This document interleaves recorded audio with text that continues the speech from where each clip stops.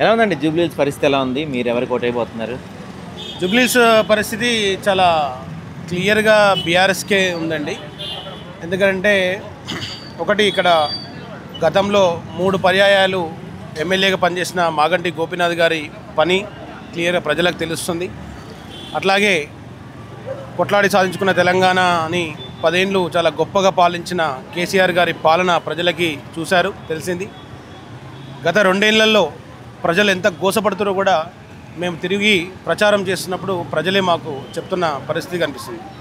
ఇవన్నీ చూస్తే మేము ప్రచారం చేసే క్రమంలో ప్రజలే మాకు చెప్తున్నారు, అయ్యా మేము ఈసారి ఎట్టూ లేదు, ఈసారి కనుక మేము రేవంత్ రెడ్డి కోటేస్తే ఇంకా ఆయన మస్తీ పెరుగుతుంది, కాబట్టి మేము మా కేసీఆరే కావాలి, మాకు కేసీఆర్కి వేస్తామని చెప్తున్నారు. అయితే కాంగ్రెస్ పార్టీ వాళ్ళేమో 13 సంవత్సరాలు దాదాపు 12 సంవత్సరాలు గోపీనాథ్ గారు పరిపాలించారు. కానీ మొత్తం ఇప్పటికీ కూడా జూబ్లీహిల్స్ అంటేనే ఒక బస్తీలా ఉంది, ఒక స్లమ్ ఏరియాలా ఉంది.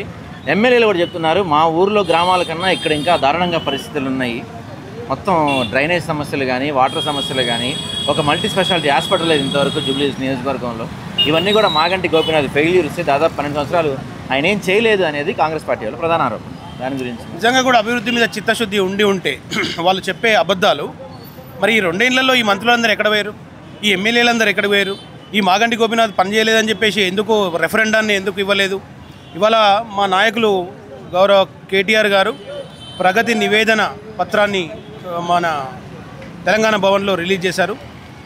ఒక్కసారి అది చూడమని చెప్పండి వాళ్ళకి, అది చూసి ఒకసారి క్రాస్ ఎగ్జామిన్ చేసుకోమనండి. అధికారులు అయితే మారలేదు, శాఖలు మారి ఉండొచ్చు. ఆ అధికారులందరినీ కూర్చోబెట్టుకొని నిజంగా కూడా కేటీఆర్ గారు ఇచ్చిన ప్రగతి నివేదన కరెక్టా కాదా అని తెలిస్తే అప్పుడు వాళ్ళకి అర్థమవుతుంది. ఇవాళ వెనక్కి నెట్టివేయబడ్డ ఈ ప్రాంతాన్ని మాగంటి గోపీనాథ్ గారు వచ్చాక రోడ్లు వేయించారు, డ్రైనేజ్ వేయించారు, లైట్లు వేయించారు. వాళ్ళకి ఇక్కడున్న బస్తీ దవాఖానలు కేసీఆర్ గారు ప్రారంభించినయే, ఏం తక్కువ చేసిరు. ఇవాళ పెద్ద ఎత్తున హైదరాబాద్ని ఇంత గొప్పగా అభివృద్ధి చేస్తే పక్కనే ఉన్న మాదాపూర్, పక్కనే ఉన్న హైటెక్ సిటీ, పక్కనే ఉన్న గచ్చిబౌలి, ఇక్కడ అంతా యువత కూడా ఉద్యోగాలు చేస్తున్నారు. ఒకసారి కాంగ్రెస్ నాయకులు ఇంటింటికి వచ్చి తిరిగితే కదా వాళ్ళకి తెలిసేది ఈ కుటుంబాలు ఎట్లా ఉన్నాయి, ఈ కుటుంబ ప్రజలు ఎక్కడ పనిచేస్తున్నారు, ఏం పని చేస్తున్నారు, ఏ ఆరోగ్య అవసరాలు తీర్చుకుంటారు, ఏ అంగన్వాడీ పిల్లలకి ఏ అవసరాలు తీర్చుకుంటారు అని వాళ్ళు తిరిగితే తెలుస్తుంది.